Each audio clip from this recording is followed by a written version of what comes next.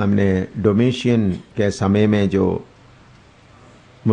सतावट हुआ उसके बारे तक पढ़ा है, और आगे दूसरा सदी में जो ट्राजन सम्राट था तब पहला उस वक़्त पहला शहीद हुआ है बिशप ऑफ अंतियोक इग्नातियोस लिख सकता है। इग्नातियोस को एडी 107 में सिंह के सामने उनको डाल दिया गया। प्रभु का दास इग्नातियोस को एडी 107 में। और दूसरा है पॉलीकार्प आपने सुना होगा। वो बिशप स्मिर्ना का बिशप या स्मिर्ना का कलीसिया चलाने वाला था।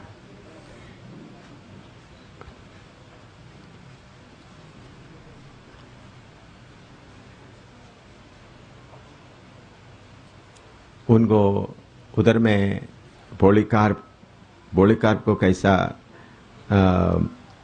शहीद हुआ, उस समय उनका उम्र 86 साल का था। लोगों का एक बहुत बड़ा त्योहार हो रहा था। उस त्योहार होते समय में लोग बोले हमको मजाक करने के लिए या हमको खुशी के लिए कुछ चाहिए, तो तब उन लोग ये 86 साल उम्र वाला पॉलीकार्प को उस गांव में था, उस गांव में से लेके आया और उन्होंने अपना कलीसिया प्रभु के हाथ में सौंप दिया। और उसके बाद उनको उन लोग एक खंबे में बांधकर चारों तरफ आग डालकर उनको जला दिया। वो जलते समय में लोग खुशी मना रहे थे। मैंने आपको बोला पहला सदी के और दूसरे सदी के कलीसिया का लोगों को यीशु मसीह के कारण कुछ भी नहीं मिला दुनिया के तौर पर। कितने लोगों को ये बात सुनाई दिया? उनको दुनिया के तौर पर कुछ भी नहीं मिला, बल्कि उनके पास जो कुछ था, मकान था, पति, कितने लोगों का पति, पत्नी, बच्चे सब क्या हो गए?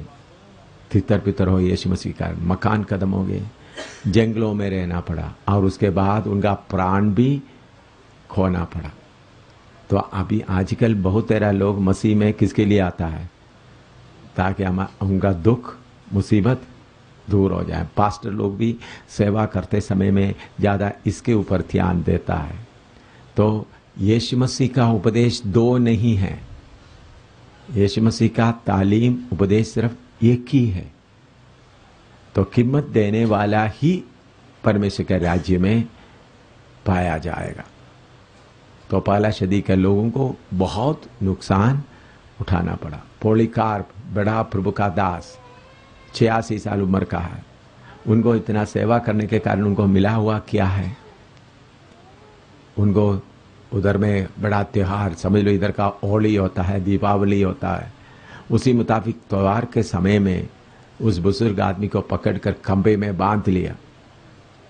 उनको खंबे में बांधने पहले उन्होंने 1 घंटा समय उनसे मांगा। उन्होंने 1 घंटा समय दिया। उस 1 घंटे के समय में प्रभु मैं अपने आप को आपके हाथ में सौंपता हूँ। जितना कलीसिया का आपने मुझे जिम्मेवार बनाया है, उस कलीसियाओं को आपके हाथ में सौंपता हूँ। ऐसा उन सबों के लिए प्रार्थना करने के बाद खुशी से चलो आप जो कुछ करना करो। तो उन लोग उनको बांध दिया। उन्होंने खंबे में बांधते समय में खंबे के साथ खड़ा करके लकड़ी, चारों तरफ लकड़ी लगा दिया। तब उन्होंने बोला मुझे खंबे के साथ बांध ले, ताकि लकड़ी जब जलते समय में मेरे शरीर में जब दर्द लगेगा मैं छोड़कर ना भागे। इस यीशु के लिए मैं अपना प्राण अर्पण करे। ये कोई कहानी नहीं है। इग्नातियोस कितना बड़ा प्रभु का दास था। उनको भी मजाक के लिए लेके आए तो सिंह के सामने उनको डाल दिया गया। तो अभी जो यीशु मसीह के नाम से आशीष मिलेंगे बोलने हैं, वो सब शैतान का उपदेश है। यीशु का कलीसिया का उपदेश नहीं है, सब शैतान का उपदेश है। बर्बादी का उपदेश है। तो पहला सदी में कितने लोग, दूसरा सदी में तो पॉलीकार्प का हालत ऐसा हुआ।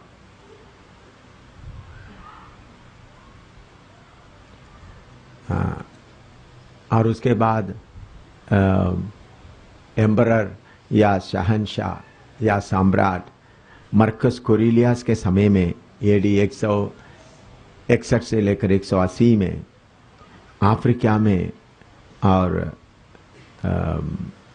अफ्रीका के चारों तरफ कितने लोगों को बेरहमी से यीशु मसीह के कारण मार दिया गया, जानवरों के सामने डाल दिया। मजाक के समय में कितने लोग, अगर कोई मसीह, यीशु मसीह के नाम से कोई भी मिले, उनको पकड़ा जाता था। आपको मालूम है प्रकाश प्रेरितों के काम में लिखा है, पौलुस भी क्या करता था, शाऊल भी घर में जाकर क्या करते थे, जो विश्वासी मिलते उनको पकड़ कर ले जाते थे। फिर भी लोग विश्वास में। आजकल आप लोग, प्रभु इनका सिर दर्द दूर करें, प्रभु इनका कैंसर को ठीक करें ताकि विश्वासी बन जाए। आप लोग भी प्रार्थना में लग जाता है। आप लोग भी किसके लिए लग जाता है? प्रभु इनका सिर दर्द दूर कर दे, इनका परेशानी दूर करें ताकि वो विश्वास में आ जाए। ऐसा गलत काम नहीं करना। कितना सेवक सुन रहा है ये बात? यीशु के पास आना सिर दर्द दूर करने के लिए नहीं, बीमारी दूर करने के लिए नहीं। ऐसा जो कोई आता है वो कभी यीशु के लिए खड़ा नहीं होगा, उनके अंदर सही बीज नहीं आएगा। तो शारीरिक नुकसान उठाने के लिए मैंने इस बार दरिवाल में भी आप लोगों को सिखाया गया, कोई मकान बनाना है तो बैठकर क्या करें, पहले हिसाब करें, मैं ये सारे काम कर सकता है या नहीं। तो एक एक आदमी यीशु के पास आते समय में आशीषों के लिए नहीं, इसलिए आशीष का प्रचार करते हुए बीमारों को चंगा करने का ऐसा हालत आपका टाइम बर्बाद करेगा। ऐसा लोगों को मैं फिर बोलूँगा तुम सेवा मत करो आगे भाई, तुम्हारा सेवा से बर्बादी के अलावा कोई फायदा नहीं है। शैतान भी क्या करेगा, थोड़ा सा बीमार अच्छा हो गया तो उधर में दरवाज़ा खोल कर देगा, वो तो आप सोचेंगे यही रास्ता, वो तो शैतान की चालाकी है। आपका टाइम को खाने के लिए, आपको टाइम को बर्बाद करने के लिए, ताकि किधर भी थोड़ा सा चंगाई हुआ तो। इसलिए चंगाई के पीछे बिल्कुल, चंगाई और भलाई के पीछे बिल्कुल ना जाइएगा। अगर किसी को तकलीफ है तो 1 मिनट प्रार्थना करो, प्रभु इनको तस्वीर दो, फिर उनको देखो, फिर उनके पाप के बारे में बताएं, फिर देखें उनको पाप से छुटकारा पाने का मन है तो ही आपका टाइम बताएं, नहीं तो फिर आगे आप बढ़े, नहीं तो आप उधर रह करके आपका टाइम शैतान पर बेकार बर्बाद करता जाएगा।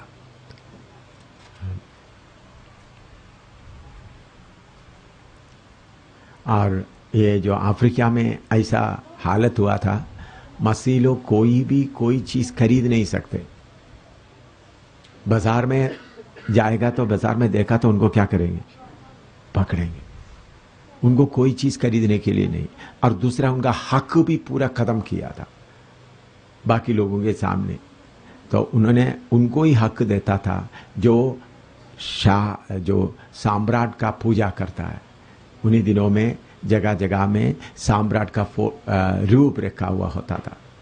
जो सम्राट का रूप के सामने झुकेंगे उनको ही कुछ खरीदने के लिए, बेचने के लिए भी मौका मिलता था। तो विश्वासी लोग ज्यादातर जंगलों में रहते थे। सुन रहा है आप? करीबन 230 साल तक विश्वासी लोग जो विश्वास में आ जाते हैं, किधर जाकर रहते थे? जंगल में। जंगल के पत्ते, जंगल के जो जड़ी बूटी जो मिलता है वही खाते थे। फिर भी जंगल में ढूंढ कर उनको पकड़ने के कारण उन लोग काटाकोम्स मतलब जमीन के नीचे बनाया हुआ जगहों में आराधना करते थे। और जमीन के नीचे बनाया हुआ जगहों में उन लोग आराधना करने के लिए, जमीन के नीचे बनाया हुआ, इधर में अभी फैन वगैरह लगा हुआ है। तो मैं जब नेपाल में गए, नेपाल में जब थे तो मुझे अनुभव है, नेपाल में नहीं चाइना में, कि कितना मुसीबत के बीच में लोग रहते थे, आराधना करते हैं, कितने दूर। एक बार मैं एक ग्रुप को लेकर 27 किलोमीटर पैदल चला जंगल के बीच में जाने के लिए। 27 किलोमीटर पैदल चला, उधर जाकर उधर बैठ करके पवित्र आत्मा के लिए प्रार्थना किया। उन लोग सब पवित्र आत्मा से भरपूर हो गए। एक बार रात को 1.5 घंटा समुद्र के अंदर सफर करते एक छोटा टापू में पहुंच गए। उधर भी पहुंचने के बाद जितने लोग, उस वक्त दिल्ली का पास चंद्रपाल भी मेरे साथ था, उन लोग उस चट्टान पर रेत में बैठकर पवित्र आत्मा पाने के लिए कृपा दिया। तो पुराने जमाने में कैटाकॉम्स अभी भी बहुत दिखा देते, पृथ्वी के नीचे खोद कर बनाते थे। सीमेंट वगैरह का नहीं है, उस वक्त सीमेंट वगैरह नहीं होता, कोई चट्टान वगैरह पृथ्वी के नीचे गुफा तक बनाते थे। उधर में ऐसा होता था, समझ लो, इधर में कैटाकॉम्स ऐसा अलग अलग रूप में बनाए थे राउंड में। तो मछली का रूप बनाते थे, मछली का रूप ऐसा बनाकर उनका पूंछ ऐसा, तो उनको मछली का, वो जमीन में सीमेंट से नहीं, जमीन में मिट्टी में ऐसा अंगुली से क्या करता था, मछली का रूप लगाते थे। इधर में एक मछली का रूप लग गया, फिर इधर में आकर एक मछली का रूप लग गया। ऐसा मछली का रूप देकर के उसका दरवाजे पर पहुंचते थे। दरवाजा भी मैंने क्या है, पत्थर से बना हुआ, उसके अंदर बैठ करके अंदर घुसना है। ऐसा जगह में लोग क्या करते थे, आराधना करते थे यीशु मसीह के लिए। अभी आपको आराम से चलकर आराधना करना तो आपको मुश्किल हो जाता है, कर्फ्यू में भी आने के लिए। लेकिन मैं देखता हूँ मेरे साथ जो लोग थे उनको आने के लिए इतना मुश्किल नहीं दिया, लोग सब जितना बहुत तकलीफ वाला था वो भी आए थे। तो इतना तकलीफ देकर के कैटाकॉम्स के अंदर, ऐसा एक जगह में नहीं, बहुत कैटाकॉम्स, उनको बोलते थे कैटाकॉम्स।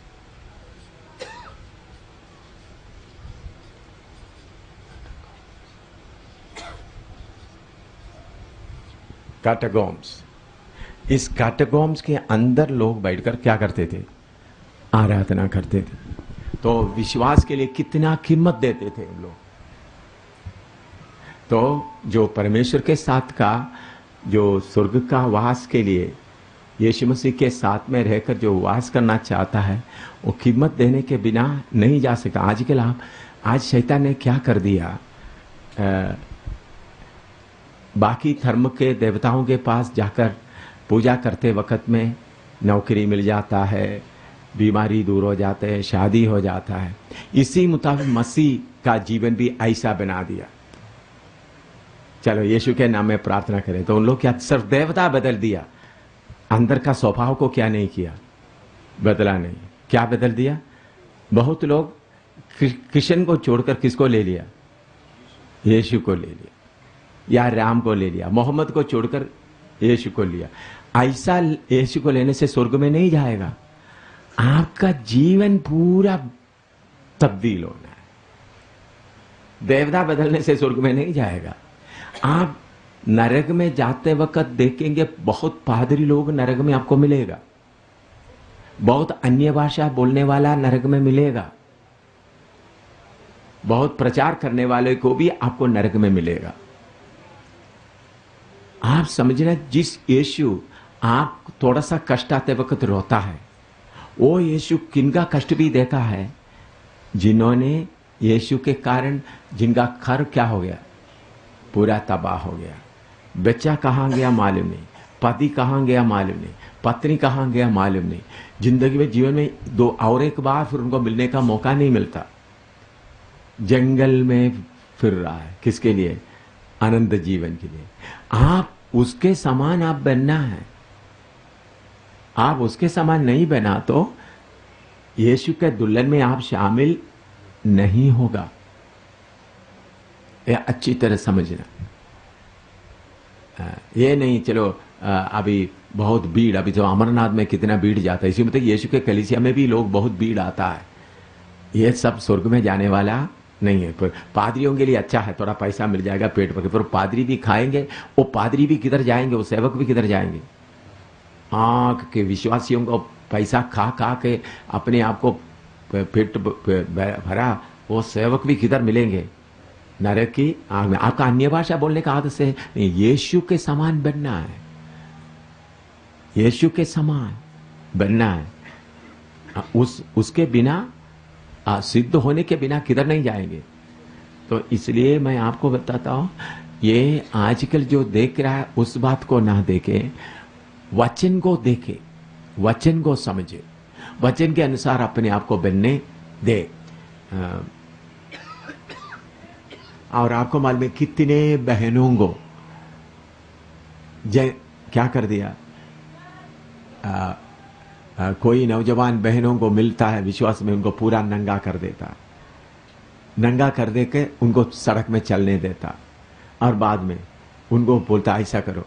उनका नंगापन को देखकर कितने लोग मजा उठाते थे, नौजवान लड़कियों को। फिर भी ऐसा हालत आने पर भी यीशु को छोड़ने के लिए उन लोग तैयार नहीं होते। कितने नौजवान लड़कियों को नंगा करके, मैं आप लोगों को बताया हुआ, चीन में भी मेरे द्वारा उद्धार में आए हुआ बहनों को क्या क्या तकलीफ हुआ है, नंगा करके उनको क्या क्या किया गया, मैंने आप लोगों को पहले से बताया हुआ है, तो समय कम होने के कारण आगे।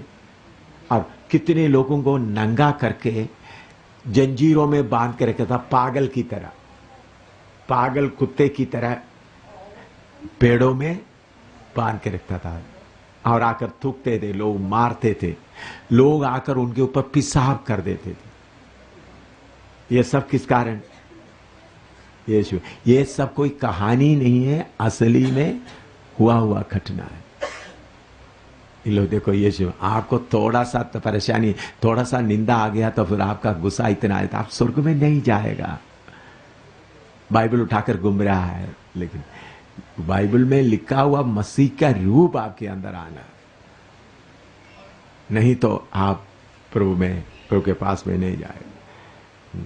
और आपको मालूम है कभी उनको ऐसा करते थे, लोहा आग में अच्छी तरह डालकर लोहे को लाल बनाते, आप देखा होगा जो लोहार के पास में ऐसा लोहा बना करके उनको बोलेगा, उसके ऊपर उनको बिठा देते थे, नंगा करके बिठा देते वक्त आप क्या होगा, पूरा चलता है, लोहा पूरा गरम करके लाल कर उसके ऊपर बिठाते थे। ऐसा होते वर भी यीशु को नहीं छोड़ते थे। प्रभु ये बातें क्यों होने दिया? ताकि उनका विश्वास को क्या किया जाए, परखा जाए। यह वचन के अनुसार है। पहले पहला पत्रस 1:7 पढ़िएगा, पहला पत्रस 1:7।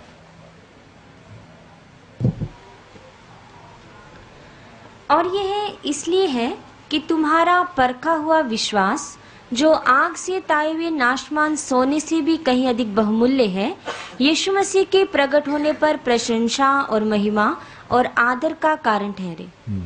विश्वास का परखना, आपका विश्वास को क्या करना है? परखना। आप क्या सोचते हैं, प्रभु मुझे इधर भी आराम से रहने दो, फिर बाद में मुझे स्वर्ग खोल कर दे। नहीं भाई, स्वर्ग ऐसा लोगों के लिए नहीं है जिसका विश्वास को परखा गया और जिनका विश्वास परखने में पक्का हो गया। तो आपका विश्वास को परख, ये नहीं हालेलुया बोलते रहो प्रभु के पास, ऐसा लोग स्वर्ग देखेगा नहीं, सेवक लोग नहीं जाएगा।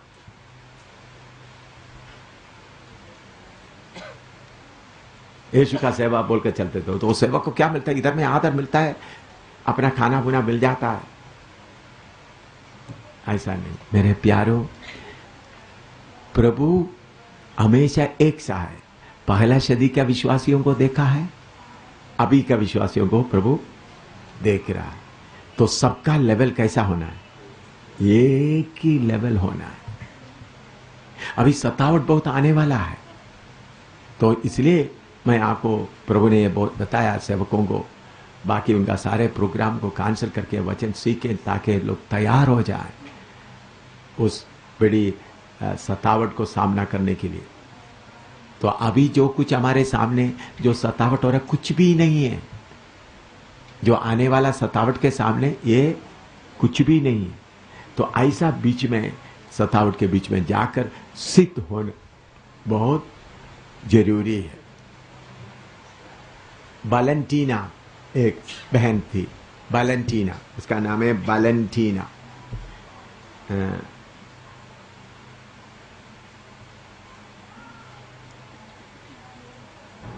उनको दिन भर पूरा बहुत मारा, फिर भी वो नहीं मरा। फिर शाम को उनको एक पेड़ में बांधा, बांधने के बाद जंगली जानवर को उनके सामने खोलकर भेज दिया। तो जंगली जानवर आकर उनका शरीर को पूरा खाया। ऐसा उन्होंने इस दुनिया छोड़कर चले गया वैलेंटीना।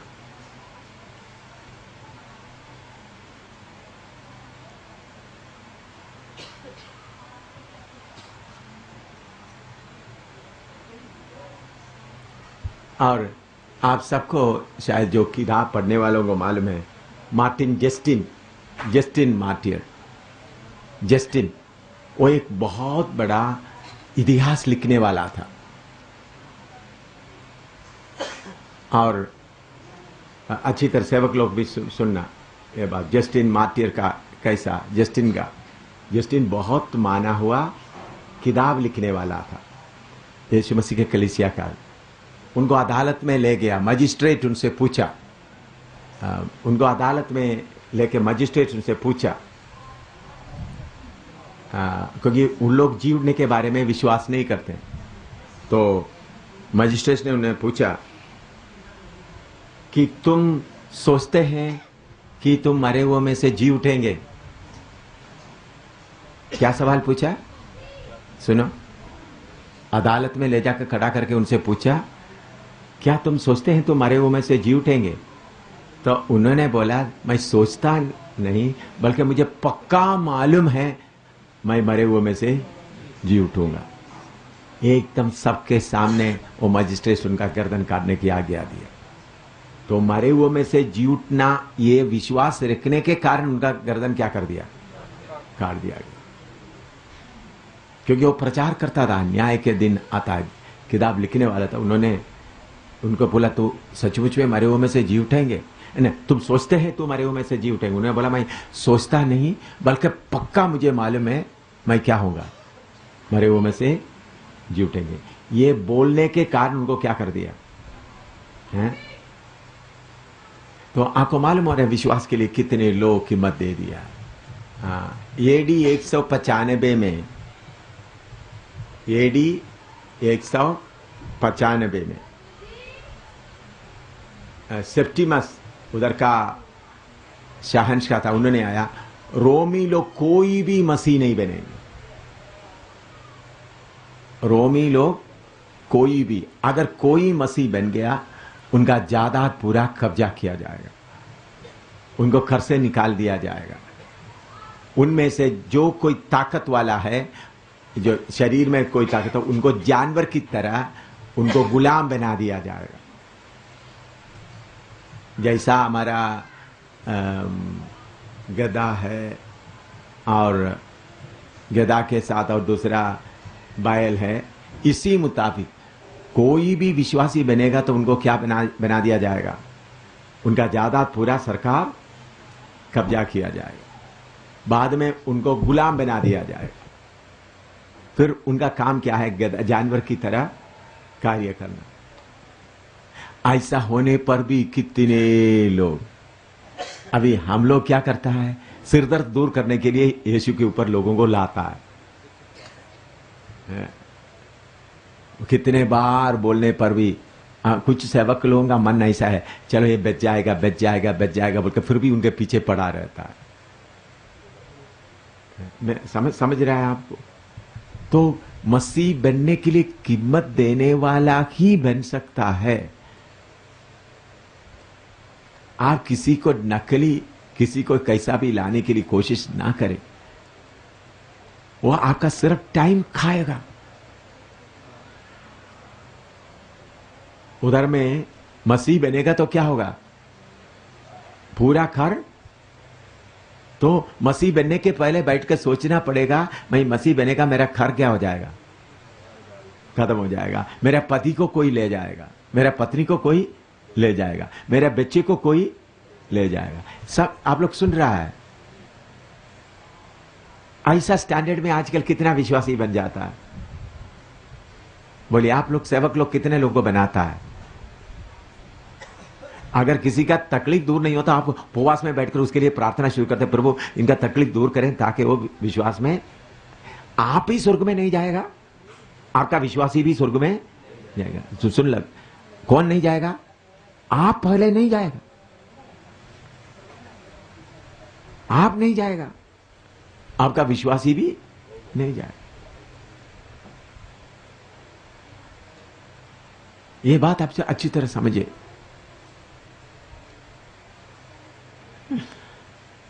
कितने लोग होश में ये बातें सुन रहा है?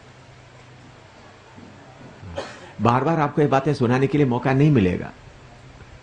मैं आप लोगों का सेवा के द्वारा ये मैं देखना चाहता हूं, सच्चा सेवक कितना है।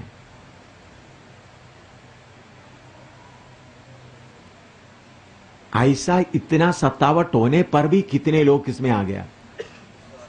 विश्वास में आ गए। तो पहले सदी के लोग, दूसरे सदी के लोग विश्वासी बनते वक्त उन्होंने किस बात के लिए तैयार रहना था? मैं विश्वासी बन जाएगा तो मेरा घर चले जाएगा, मेरा पति को कोई ले जाएगा, मेरा पत्नी को कोई ले जाएगा, मेरा बच्चे को क्या बनाया जाएगा? गुलाम बनाया, दोबारा कभी नहीं देख सकेगा, दोबारा कभी नहीं देख सके। इस हालत में होने पर भी कितने लोग विश्वास में आए? क्योंकि स्वर्ग का स्टैंडर्ड दो नहीं है। पहले सदी के लोगों के दर्जे पर जब तक आप नहीं आएगा, आप स्वर्ग में नहीं जाएगा। ये स्वर्ग में ऐसा नहीं, पहले सदी के लोगों के लिए एक अलग दर्जा है, अभी के लोगों के लिए अलग, ऐसा नहीं। पहले सदी के लोगों के दर्जे पर जब तक आप नहीं आएगा, आप क्या नहीं होंगे? स्वर्ग में नहीं जाए। तो इतना सतावट होने के कारण पहले सदी का लोग गौ परखा गया। अभी प्रभु सतावट अभी शुरू करने जा रहा है, इधर उधर सिर्फ निशानी मिल गया। क्यों? इस कलीसिया में से असली लोगों को क्या करना है? देखना है असली लोग कौन कौन है, असली लोगों को कौन है असली में प्रभु के पीछे चलने के लिए जो तैयार है। मैं कोई कहानी नहीं बता रहा हूं, असली हुआ घटना आपके सामने बता रहा हूं। कितने विश्वासी लोगों को लटाते थे, नंगा करके लटाते थे, फिर लोहा, अच्छी तरह लोहा आग में उसको पूरा क्या करता है, गर्म करने के बाद लटाकर उनका पेट में ऐसा लगाते थे नीचे तक। कितने विश्वासी पेट में, छाती में। तो बोलता है लोहा इतना गर्म करके लाते वक्त बोलता है यीशु को छोड़ दो, तुमको छोड़ेंगे न। बोला नहीं, लोहा लाकर इतने कितने लोग और कितने विश्वासियों को खड़ा करके, जो अभी ने हिंदू जो सिख लोगों को गुरुओं को आरे से चीरा, मुसलमान लोग, वो एक दो घटना था। लाखों के तादाद में विश्वासियों को आरे से चीरा गया, लाखों के तादाद में। जैसा आरे से क्या करता है, चीरता है। कितने विश्वासी। एक बहन का गवाही मैं बताना चाहता हूं।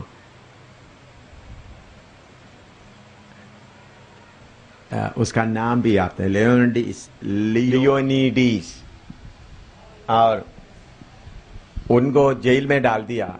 उनका पत्नी और उनका 7 बच्चे हैं। पत्नी एक स्लिप, एक कागज में लिखकर भेज दिया। मुझे सोचकर और हमारे 7 बच्चों को सोचकर आप विश्वास को ना छोड़े। क्या लिखा? पत्नी क्या लिखा है? मेरे बारे में सोचकर और हमारे बच्चों को सोचकर आपको क्या ना करे, विश्वास को ना छोड़े। जब उनको छोटा सा चिट्ठी पत्ते में लिखा मिला, उसको चुमते हुए अपने आप बलिदान होने दे दिया। हाँ, हमारा बहन लोग क्या लिखेंगे? बोलो, आप बहन लोग क्या लिखेंगे? उनको इसी मुताबिक बाइबल क्लास वगैरह नहीं था।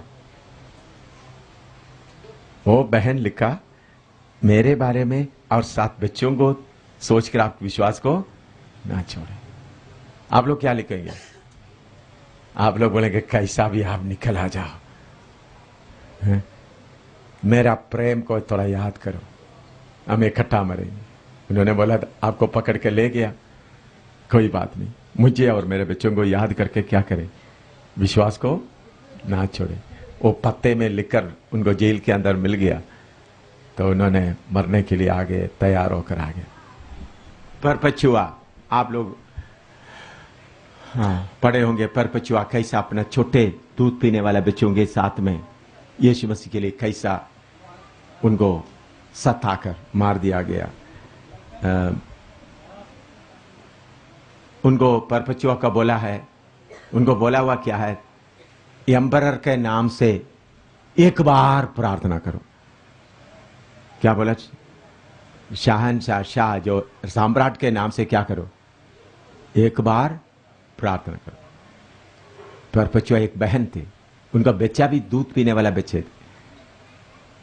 उन्होंने बोला मैं यीशु के नाम के अलावा और किसी का नाम मेरे मुंह में नहीं लूंगा। वो छोटे बच्चे के साथ उनको मार दिया गया, परपचुआ का।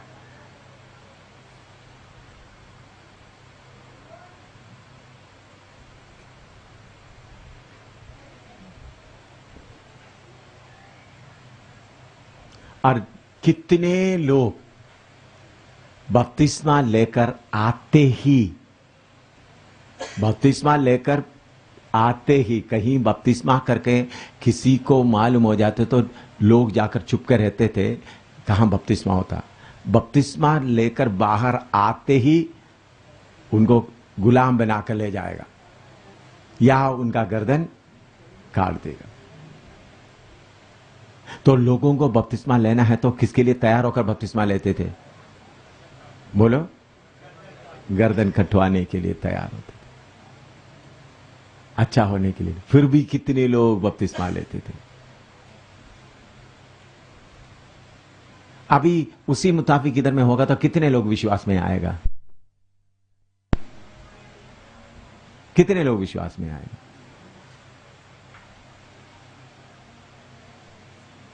हम सोचते हैं हमारा थोड़ा शरीर का तकलीफ देखते हुए हम बोलते हैं हमसे मुश्किल है। मैं भी इसी मुताबिक कीमत देने वाला बने, आराम करने वाला नहीं, प्रभु कीमत देने वाला बने।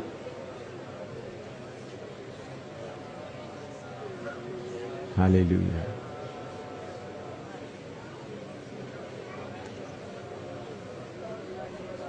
ये आराम का जिंदगी नहीं, कीमत देने वाला जिंदगी है। अभी एडी 312 में शैतान ने क्या किया? एडी 312 से लेकर 326 के दौरान, एडी 312 से लेकर 326 के बीच में क्या हुआ? उस वक्त का रोमी सम्राट था कॉन्स्टेंटाइन, एम्परर कॉन्स्टेंटाइन। इन्होंने लड़ाई लड़ रहा था मालवियन ब्रिज के, मालवियन ब्रिज, ये मालवियन ब्रिज एक पुल नहीं है, एक जगह का नाम है।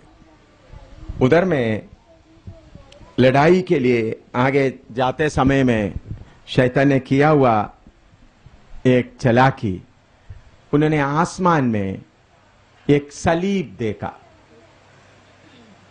और सलीब देखने के बाद उनको किसी ने बोल रहा है ये सलीब लेकर तुम लड़ाई के लिए जाओ, तुम जीतोगे। तो उन्होंने एकदम क्या किया, उनके फौज के जो कपड़े में और उनका सामान जो ले जाता है उसमें और उनका हथियारों पर सलीब का निशान लगाया और सलीब का निशान लेकर जाकर लड़ाई लड़ा। वो दुश्मन पूरा हार गया, वो जीत गया। उसके बाद ये सलीब का निशान, सलीब को कौन, सलीब के बारे में कौन सोचते हैं तक, तो मसीह लोगों के बारे में मुझे उनको मालूम हो गया। तब उन्होंने क्या किया, उस वक्त तक मसीह लोगों को सताते थे, उन्होंने एक नया ऑर्डर निकाला, विश्वासियों को किसी को भी सताना नहीं। और उन लोग उस समय में बहुत बड़ा मंदिर, जो सूरज को पूजा करने वाला मंदिर होते थे, उस वक्त उन लोग सूरज का पूजा करते थे, उस मंदिरों को मसीह लोगों के आराधना का जगह बना दिया। तो मसीह लोग उस वक्त का जो लालच वाला मसीह लोग सब उसको स्वीकार किया। उन लोग समझा हमारा कष्ट दूर हो गया, अभी हम आराम से जीवन बिता सकते, तो उस साम्राज्य के साथ शामिल हो गया। उस समय से कलीसिया का अंधेरा का दिन आरंभ हो गया। उस समय तक सब सतावट सहने वाले थे, लेकिन आस्ता आस्ता कलीसिया में शरीर का सुख शैतान लेके आए। क्या लेके आए? शरीर का सुख और आराम का जीवन लेके आए। तो असली विश्वासियों में से ज्यादातर लोग साम्राज्य के ग्रुप में फंस गया। पहले वो लोग किधर आराधना करते थे? काटकोम में, ज्यादातर जमीन के नीचे का जगह में। अभी साम्राज्य ये निशान ले लिया, तो अभी आराधना किधर हो रहा है? उनका सूरज का मंदिर, सूरज का मंदिर में आराधना शुरू। उन लोग बोला देखो परमेश्वर हमारा प्रार्थना सुन लिया। तो कष्ट को चाहने वाला अलग हो गया, सुख को चाहने वाला अलग हो गया। कलीसिया में दो फिरका हो गया, सुख को चाहने वाला अलग हो गया, कष्ट को चाहने वाला अलग हो गया। फिर क्या हुआ?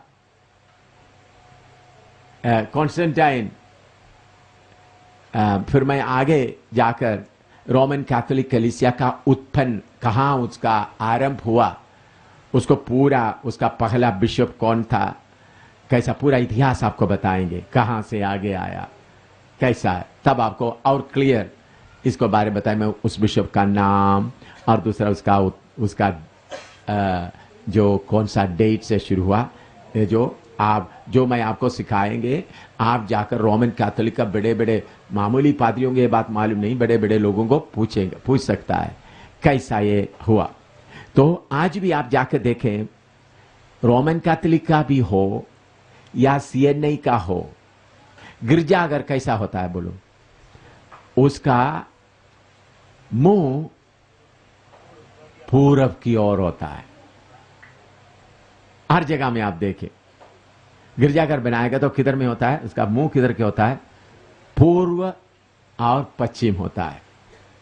आप लोग देखे होंगे, पादरी लोग खड़ा होकर लोगों को आराधना करने के बाद क्या होता है, जो बड़ा आराधना आता है वक्त सीधा क्या करता है? पूर्व की ओर। अब तो विश्वासी लोग उनको क्या देखता है? उनका पीठ देखता है। ऐसा देखा नहीं देखा आप लोग? तो ये पूर्व की ओर देखकर आराधना कहां से हो गया? जब कॉन्स्टेंटाइन जो सूरज को पूजा करने वाला आया, तब से आया है पूर्व का। आप कहीं भी जाकर देखो, रोमन कैथोलिक का भी हो, जो सीएनआई का हो, सब कलीसिया किधर को बनाया हुआ है?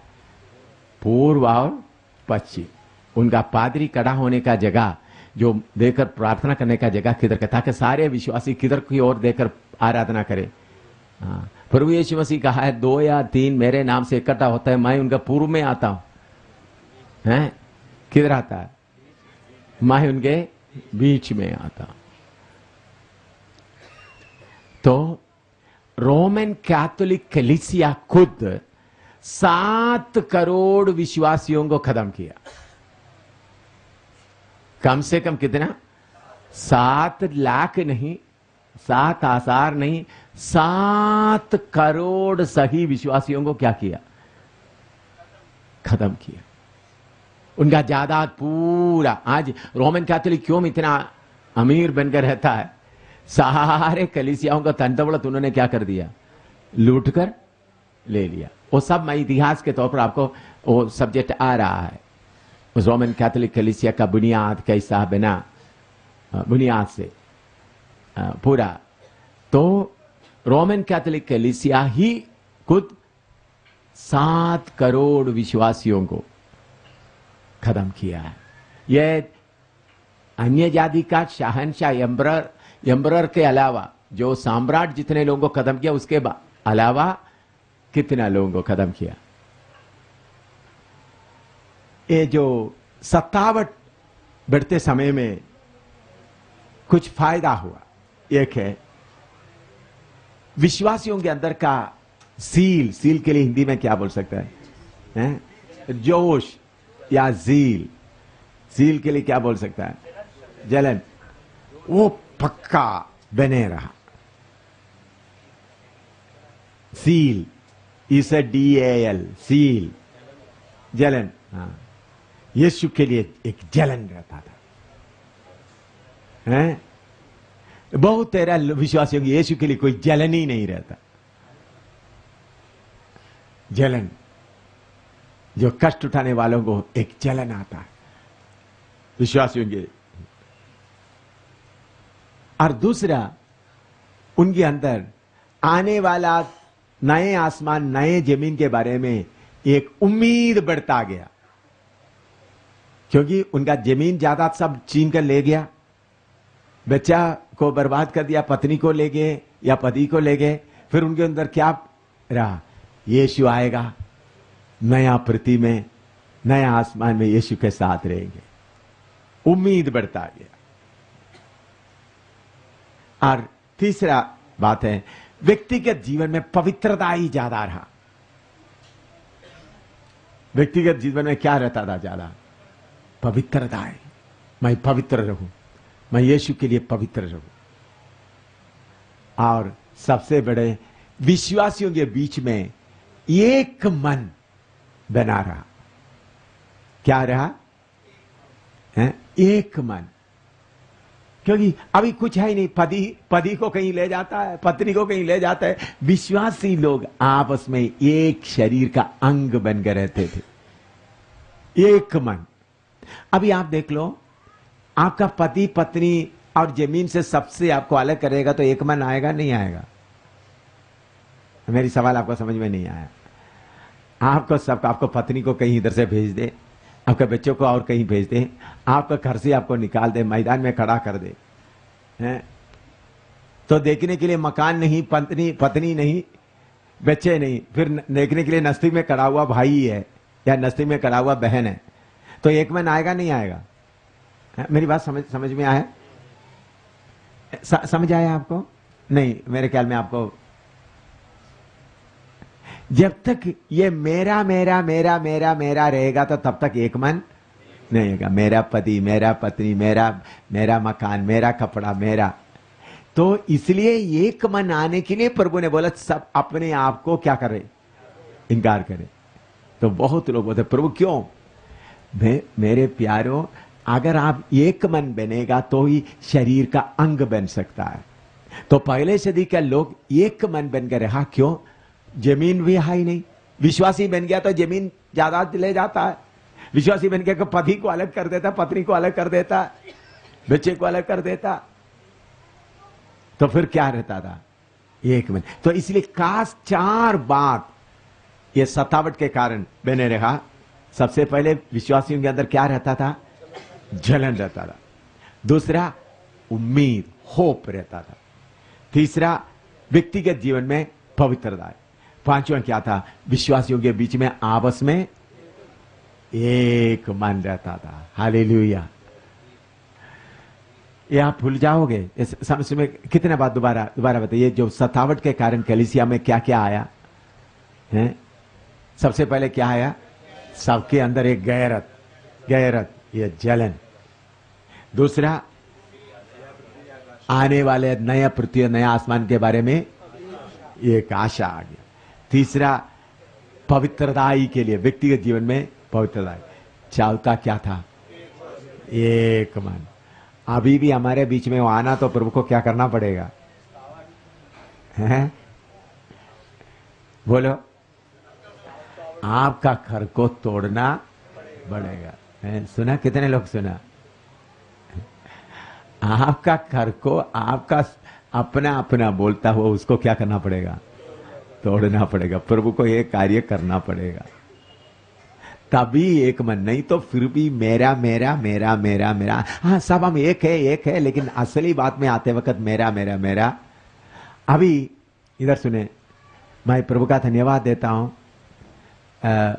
जम्मू के इधर के विश्वासी लोगों के लिए उन लोग अपना घर खोल कर दिया। तो पहला सदी में इस सतावट के कारण क्या क्या आया लोगों के अंदर? एक जलन आया, दूसरा आशा आया, तीसरा व्यक्तिगत पवित्रता आया, चौथा क्या है?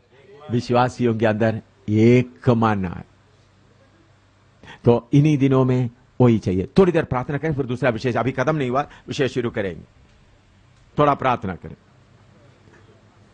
सतावट से हम डरने का जरूरत नहीं, सतावट से फायदा ही होता है। शैतान को हम बोलें, शैतान तुम्हारा इन बातों से हमको फायदा ही होता है, फायदा ही होता है, रुकावट नहीं होता, फायदा ही होता है। मकान छीन लिया जाए, जमीन छीन लिया जाए, पत्नी को ले जाया जाए, पति को ले जाया जाए, बच्चों को ले जाया जाए,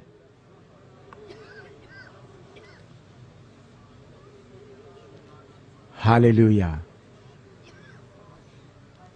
हालेलुया। अच्छा, अब ये लिखने वाला यूहन्ना, ये यूहन्ना यीशु मसीह का चेला था और याकूब का भाई था। ये यूहन्ना कौन थे? यीशु मसीह के चेले थे और याकूब का भाई। और उन्होंने साबित किया हुआ कलीसिया ये है स्मिर्ना। अंग्रेज हिंदी में क्या है? स्मिर्ना ही है। स्मिर्ना, परगमस, पढ़िएगा वो कलीसियाओं का नाम। आप हिंदी में आपको मालूम होता, प्रकाशित वाक्य में आइएगा, पहला अध्याय,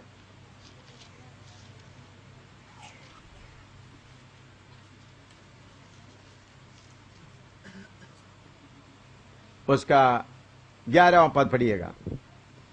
उधर में कलीसिया का नाम लिखा हुआ है। प्रकाशित पहला अध्याय उसका 11। कि जो कुछ तू देखता है उसे पुस्तक में लिखकर सातों कलीसियाओं के पास भेज दे, अर्थात इफसुस और स्मुरना, इफसुस, स्मुरना और पिरगमुन और थुआतीरा और सरदीस और फिलाडेल्फिया और लौदीकिया में। लवोदिकिया। नोट करो, इन्होंने इतना कलीसिया इन्होंने क्या किया था? साबित किया था। जब इनको पकड़वाते समय में इफसुस की कलीसिया में सेवा कर रहा था। इफसुस की कलीसिया में सेवा करते समय में उनको पकड़वाया गया। कितना कलीसिया साबित किया था उन्होंने? 7 कलीसिया। उनको इफसुस कलीसिया में उन्होंने सेवा करते समय उनको पकड़ के रोम में भेजा गया। रोम में मैंने पहले आपको बताया, उनको उबालता हुआ तेल में डाला गया और उस बड़ा तवा का, बड़ा बर्तन का ढक्कन भी बंद किया था। कुछ देर के बाद आकर देखा तो वो उसके अंदर मुस्कुरा रहा है। इसलिए उनको पद्मोस नाम टापू में भेजा गया।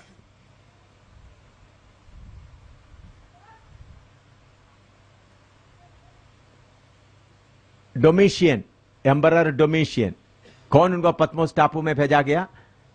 डोमिशियन, एम्परर डोमिशियन। और उसके बाद डोमिशियन इनको पद्मोस टापू में भेजा गया। डोमिशियन के बाद दूसरा नेरवा नाम एम्परर या सम्राट आ गया, उनको दोबारा बुलाया। यीशु के चेलों में साधारण मौत हासिल किया हुआ एक ही व्यक्ति यूहन्ना है। बाकी सबका मौत कैसा था? हैं? बहुत सब शहीद हो गए। लेकिन इनको शहीद होने के पहले इनको किधर डाला था? जलता हुआ तेल में, उबालता हुआ तेल में डाला था। उसके बाद उनको पद्मोस नाम टापू में भेजा गया था। फिर नेरवा, ये डोमिशियन शहंशाह उनको भेजा था या सम्राट भेजा था। लेकिन बाद में पद्मोस टापू से कौन उनको वापस बुलाया? नेरवा।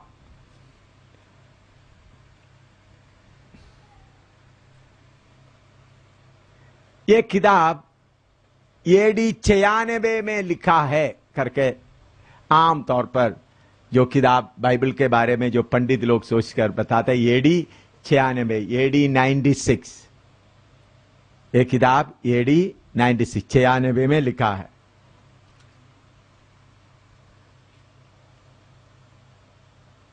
इसका अथॉरिटी ये क्या है? उसका पहला अध्याय का पहला पद पढ़िएगा। पहला अध्याय का पहला पद। यीशु मसीह का प्रकाशित वाक्य। यीशु मसीह का प्रकाशित वाक्य ये किसके बारे में प्रकाश करता है? Yeshu Masih, the revelation of Jesus Christ. अंग्रेजी में लिखने वाला लिख सकते हैं revelation of Jesus, authority, revelation of Jesus Christ. तो इंट्रोडक्शन, पहला शब्द क्या है? यीशु मसीह का प्रकाशित वाक्य।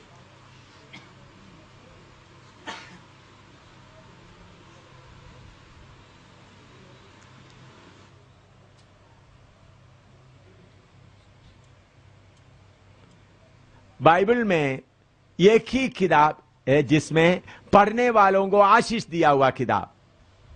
पढ़िएगा इसका पहला अध्याय का तीसरा पद। पहला अध्याय का तीसरा पद।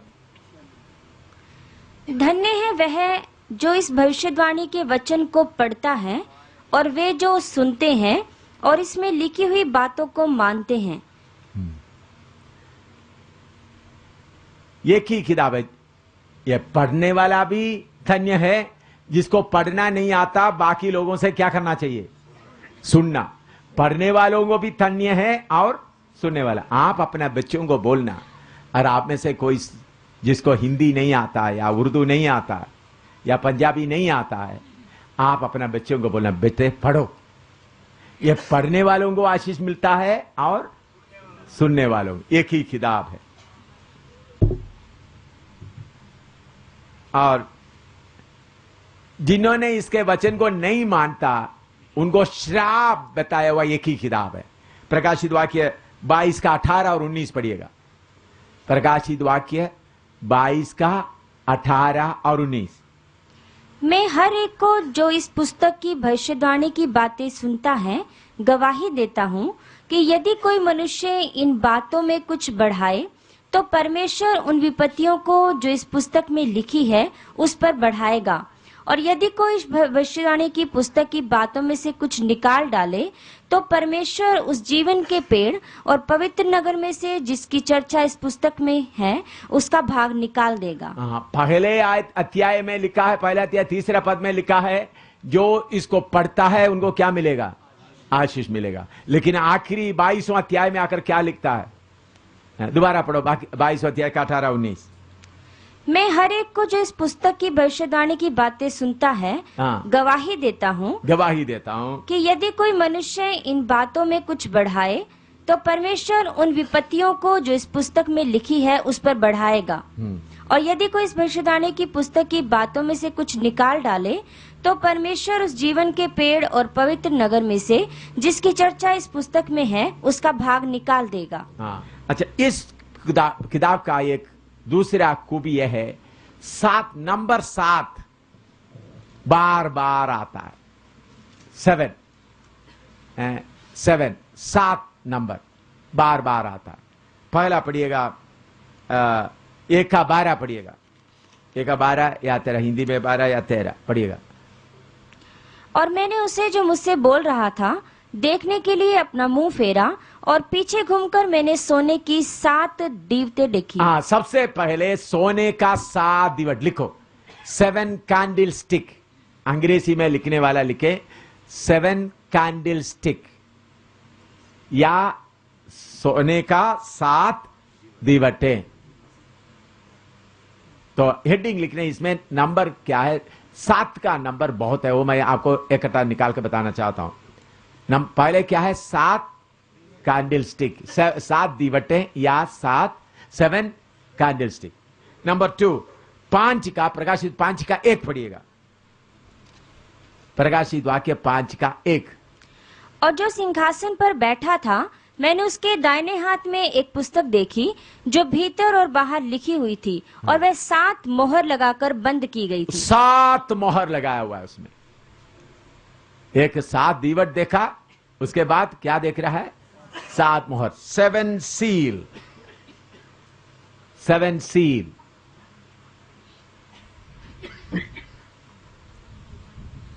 लिख दिया। तीसरा, पहला अध्याय का 11 पढ़िएगा, पहला अध्याय का 11। कि जो कुछ तू देखता है उसे पुस्तक में लिखकर 7 कलीसियाओं के पास भेज दे। 7 कलीसिया क्या है, 7 कलिसिया, 7 चर्चेस लिख दो। और 10 का 3 पढ़िएगा, प्रकाशित 10 का 3, 10 का 3। और ऐसे बड़े शब्द से चिल्लाया जैसा सिंह गरजता है। और जब वह चिल्लाया तो गर्जन के 7 शब्द सुनाई दिए। गर्जन के 7 शब्द, 7 ट्रम्पेट्स, 7 थंडर्स, ट्रम्पेट नहीं, 7 थंडर्स, 7 थंडर्स या 7 गर्जन। कितना गर्जन है, 7 गर्जन, 7 थंडर्स या 7 गर्जन। 15 का 1 पढ़िएगा,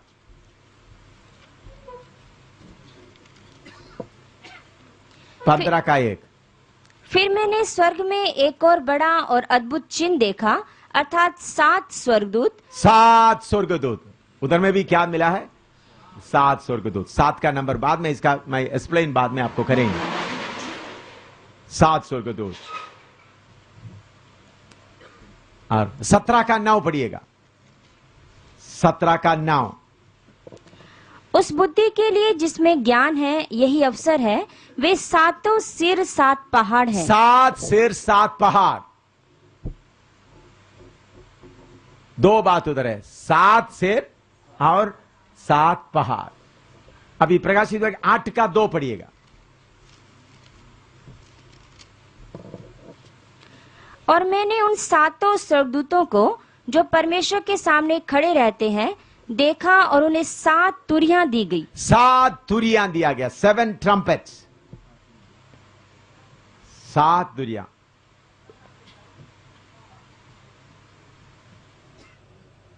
उसका 3 में थोड़ा सा पढ़िएगा। और एक और चिन्ह स्वर्ग पर दिखाई दिया, और देखो एक बड़ा लाल अजगर था जिसके 7 सिर और 10 सींग थे, और उसके सिरों पर 7 राजमुकुट थे। वो भी है उधर में, मैं वो पढ़ा नहीं था, इसमें है 7 राजमुकुट, 7 सिर है और 7 क्राउन्स। हाँ हाँ, 12 का 3 में है। फिर 15 का 7 पढ़िएगा। और उन 4 प्राणियों में से एक ने उन 7 स्वर्गदूतों को परमेश्वर के जो युगानुयुग जीवता है प्रकोप से भरे हुए 7 सोने के कटोरे दिए। 7 वायल्स या 7 कटोरे, 7 कटोरे।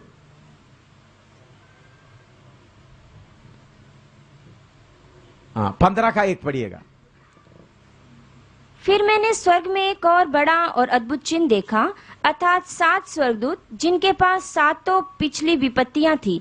7 विपत्तियां, 7 प्लेग्स, 7 विपत्तियां। प्रकाश 4 का 5 पढ़िएगा। 4 का 5। और उस सिंहासन में से बिजलियां और गर्जन निकलते हैं, और सिंहासन के सामने आग के 7 दीपक जल रहे हैं। हाँ। ये परमेश्वर की 7 आत्माएं हैं। 7 आत्माएं, 7 स्पिरिट्स, 7 आत्माएं। और प्रकाश 1 का 16।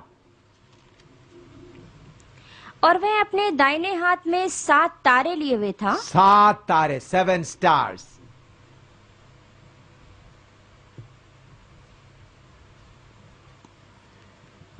ये पहला अध्याय, दूसरा अध्याय, तीसरा से लगातार नहीं लिखा मैंने, विषय के साथ इसको क्या किया है, अलग अलग किया। वो बाद में एक्सप्लेन करते हुए तो आपको मालूम होगा। नहीं तो पहला अध्याय में कितना 7 बोला ऐसा बताना था, लेकिन मैंने इसको क्या किया है, विषय के पहला अध्याय में फिर 22वां समझिए, बाद में आपको समझते समय में कैसा ये जुड़ता है करके मालूम होगा।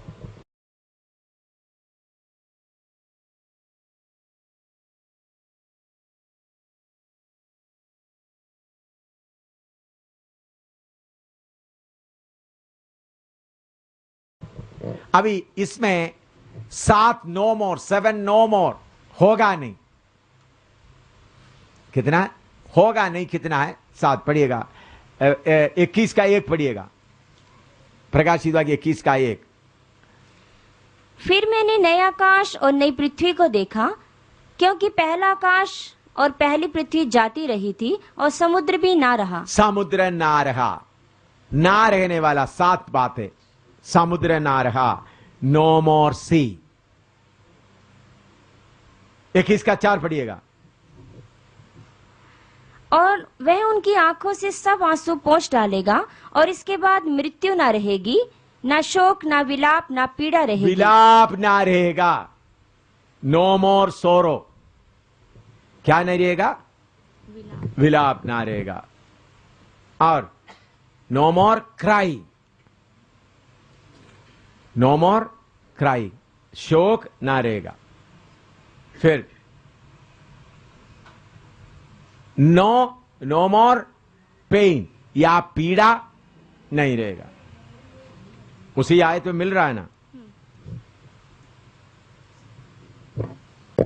फिर 22 का 3 पढ़िएगा।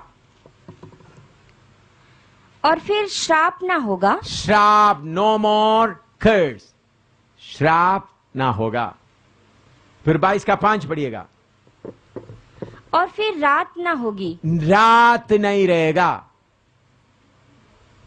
है? देखो, रात नहीं रहेगा तो सोएंगे कहां? हैं? हैं जी?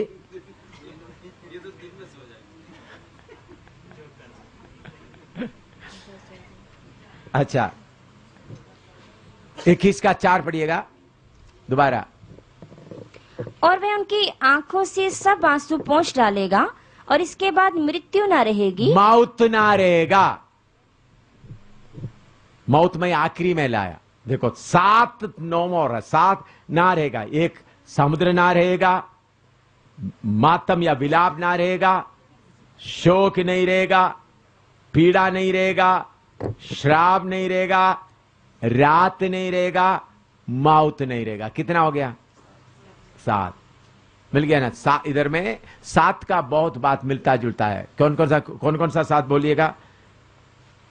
समुद्र नहीं रहेगा, विलाप नहीं रहेगा, शोक नहीं रहेगा, पीड़ा नहीं रहेगा, श्राप नहीं रहेगा, रात नहीं रहेगा। हाँ। जिसको रोने का मन है इधर ही रो, उधर में जाकर रोने के लिए मौका नहीं है। ठीक है ना? जिसको रोने का मन है रो, जिसको सोने का मन है इधर ही सो जाओ, उधर में जाकर प्रभु रोते समय बोला, प्रभु स्वर्ग में तो आकर मुझे रो नहीं सकता, चलो भाई, इधर मैं खूब रोता है। ऐसा सबने रोने वाला उधर जाएगा ही नहीं रोने वाला इधर, ये नहीं प्रभु मैं खूब रो गया, नहीं, रोने वाला आदत उधर रोते रोते, आनंद करने वाला उधर भी आनंद करेगा, रोने वाला तो उधर रोना नहीं रहेगा, मौत नहीं रहेगा, श्राप नहीं रहेगा, है? रात भी नहीं रहेगा। हालेलुया। इसलिए हम दिन के संतान बनना है? इसलिए वचन में लिखा है क्या बनना है? दिन के संतान बने रहे, रात का संतान नहीं, दिन के संतान। उसका आत्मिक अर्थ बहुत है। उत्पत्ति में जो बात हम देखते हैं उसका एकदम उल्टा हमको प्रकाशित वाक्य में मिलता है। अभी उत्पत्ति में परमेश्वर सूरज को बनाया, लेकिन 22 का 5 पढ़िएगा, प्रकाशित 22 का 5। और फिर रात ना होगी और उन्हें दीपक और सूर्य के उजियाले का प्रयोजन ना होगा। पहले पृथ्वी में क्या चाहिए था? सूरज। और नया पृथ्वी में सूरज का जरूरत है। उधर का रोशनी कौन है? सूरज कौन है? हम लोग। परमेश्वर सिर्फ नहीं, मैं और आप कौन है? सूरज की तरह उधर चमकेंगे। हम है उधर का सूरज। जो पहला पृथ्वी में सूरज का जरूरत था, अभी नया पृथ्वी में क्या नहीं चाहिए? सूरज का जरूरत नहीं। और दूसरा 22 का 3 पढ़िएगा, श्राप नहीं रहेगा। पहला पृथ्वी में क्या आ गया था? श्राप आ गया था। पहला उत्पत्ति में शैतान को देखता है, लेकिन प्रकाशित 20 का 10 पढ़िएगा। और उनका भरमाने वाला शैतान आग और गंधक की उस झील में, जिसमें वह पशु और झूठा भविष्यद्वक्ता भी होगा, डाल दिया जाएगा। शैतान को क्या कर दिया जाएगा? आग और झील में डाल दिया जाएगा। उत्पत्ति में शैतान का काम, इसीलिए शैतान इतना जोर से प्रकाशित वाक्य के किताब में कहता, उसमें शैतान का अंत दिखाई देता है। उनको किधर में डाल दिया जाएगा? आग और झील में। और 21 का 27 पढ़िएगा। और उसमें कोई अपवित्र वस्तु या घृणित काम करने वाला या झूठ का गढ़ने वाला किसी रीति से प्रवेश ना करेगा। कोई पाप किधर नहीं रहेगा। नया उत्पत्ति में क्या आता है? पाप आता है। प्रकाशित वाक्य में पाप नहीं। नया पृथ्वी आते वक्त पाप नहीं रहता। अच्छा 22 का 2 पढ़िएगा। और नदी के इस पार और उस पार जीवन का पेड़ था। जीवन का पेड़। और आदम को एदन वाटिका से क्यों निकाला गया? जीवन का पेड़ का फल ना खाए। देखो, एदन वाटिका में जीवन का पेड़ बंद हो जाता है, प्रकाशित वाक्य में जीवन का पेड़ शुरू होता है। फर्क समझ में आया? एदन वाटिका में जीवन का पेड़ का बंद हो जाता है और प्रकाशित वाक्य में जीवन का पेड़ आरंभ हो जाता है।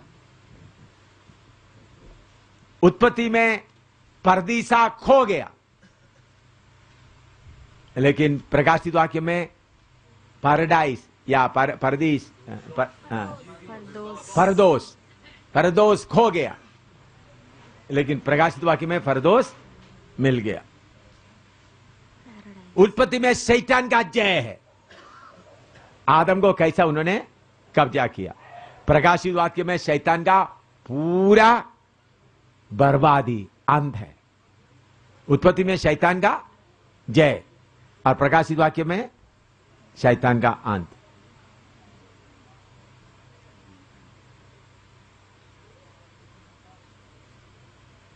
प्रकाशित 22 का 16। मुझे यीशु ने अपने स्वर्गदूत को इसलिए भेजा कि तुम्हारे आगे कलीसियाओं के विषय में इन बातों की गवाही दे। मैं दाऊद का मूल और वंश और भोर का चमकता हुआ तारा हूँ। और उसका 6 भी पढ़िएगा। 12 का 6, 22 का 6, माफ करना, 22 का 6, माफ करना, मैं 12 बार मैं बोलता हूँ। 22 का 6।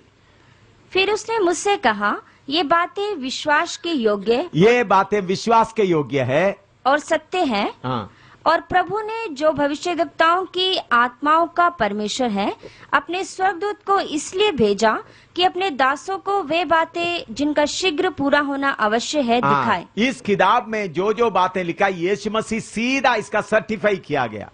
सर्टिफाई किया है, उसके लिए हिंदी में क्या बोल सकता है? प्रमाणित किया गया। 22 का 6 और 22 का 16 दोनों में यीशु मसीह सीधा इसका क्या कर रहा है? प्रमाणित कर रहा है, सर्टिफाई कर रहा है। प्रमाणित करने के लिए उर्दू में क्या शब्द बोलता है? सबूत, साबित कर रहा है या है